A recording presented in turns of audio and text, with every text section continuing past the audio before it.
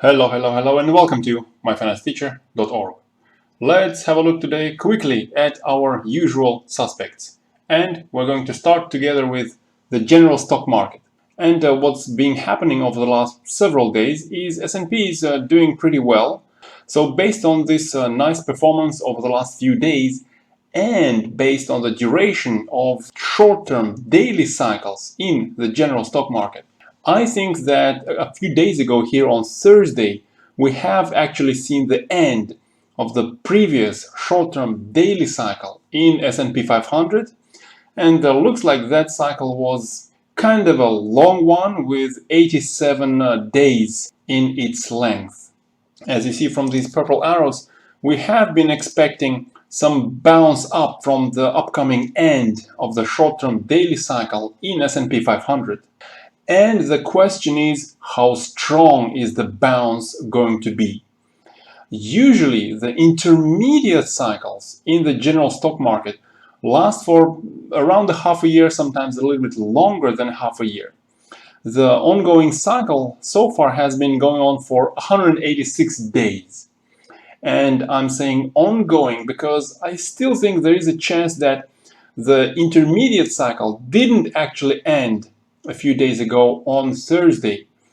The reason why I think we still are going to see relatively lower S&P 500 after a short-term bounce into the early stages of the next daily cycle is a couple of reasons. Firstly, of course, the uncertainty with elections, and that actually might help S&P 500 to come a little bit lower into the end of the intermediate cycle, which will probably be a little bit of a long one.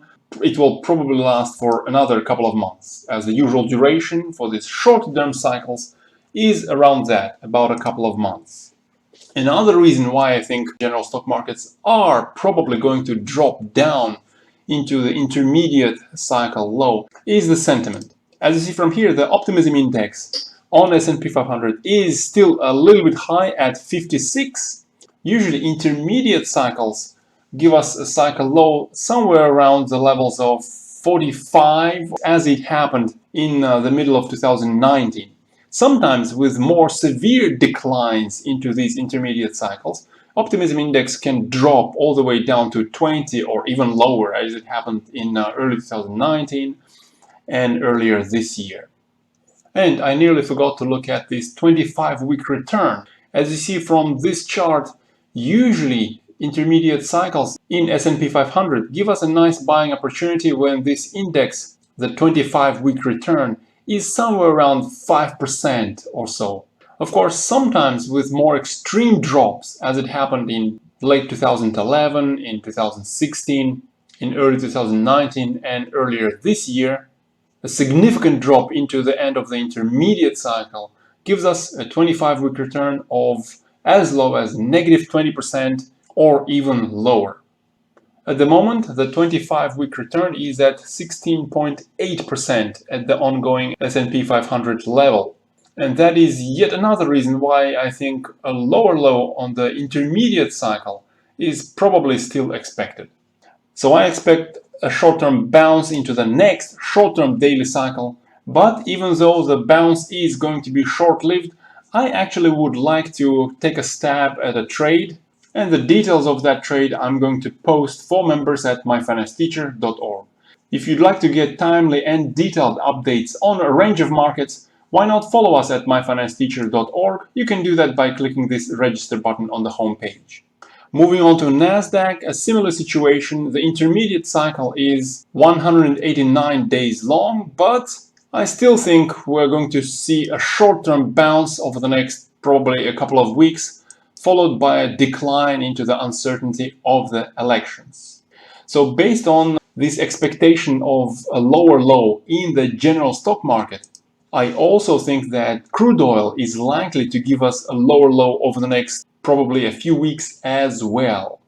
As you see from this chart, I think there is a small chance that the intermediate cycle in crude oil that started sometime in April did actually finish in early September, lasting for about 141 days.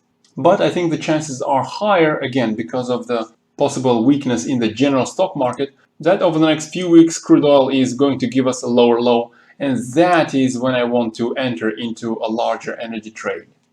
Looking at sentiment, looking at optimism index on crude oil, we see that a couple of weeks ago it dropped as low as around 35, but usually, as you see from this chart, a nice buying opportunity comes when this optimism index is close to around 30, as it happened a few times in the middle of 2019, or sometimes with a more significant decline. A nice buying opportunity comes only when this optimism index is as low as 20 or 25. So with the recent drop down to 35, I think we're still going to see weaker crude oil prices, especially with the ongoing situation with restricted traveling. Next, I want to have a quick look at precious metals, but before that, let's have a look at dollar index, DXY.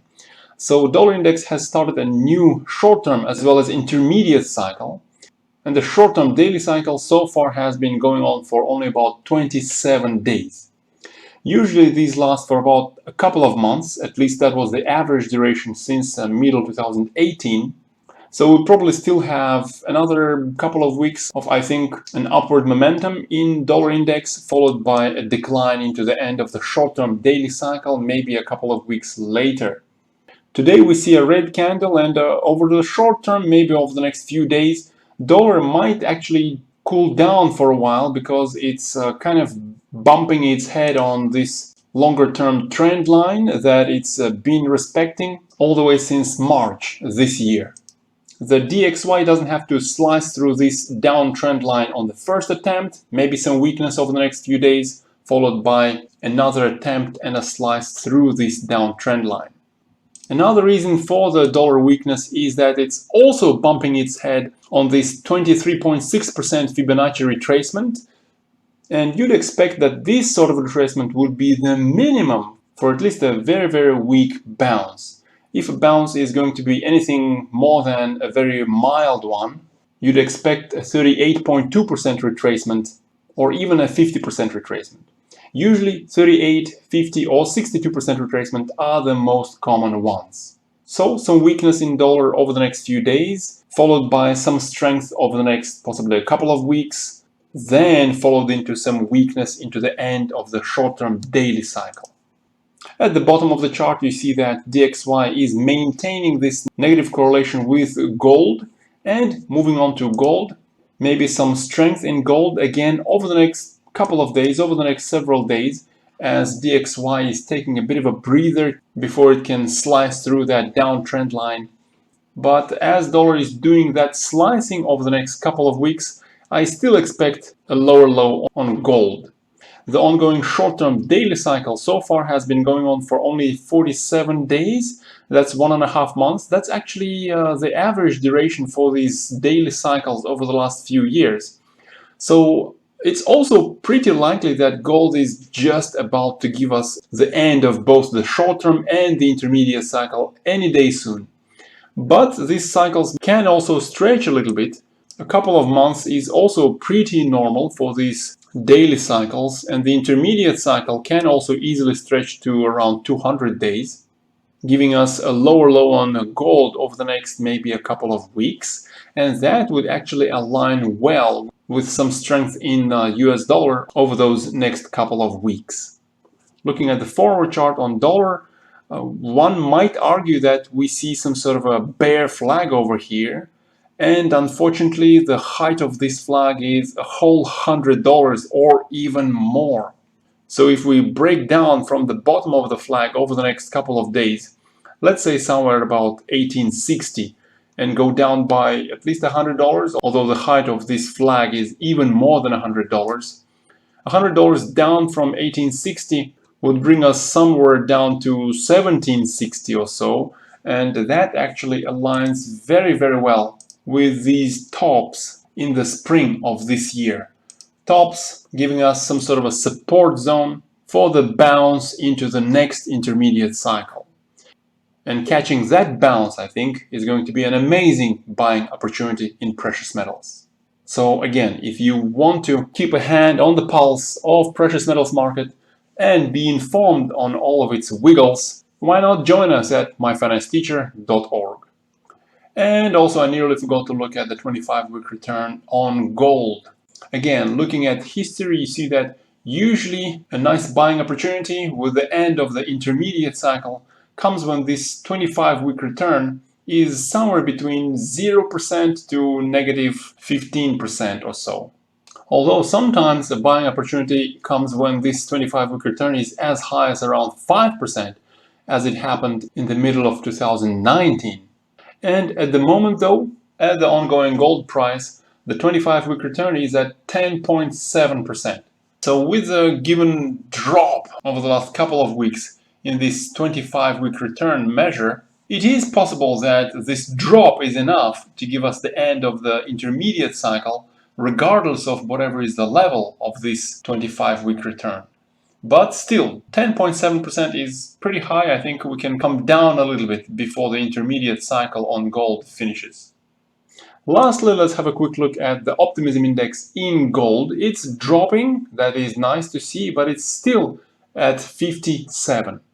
As you see from this history going back a couple of years, yes, there are examples when the intermediate cycles in gold did finish with the optimism index as high as 47 or even 53, as it happened in late 2019 and in March this year.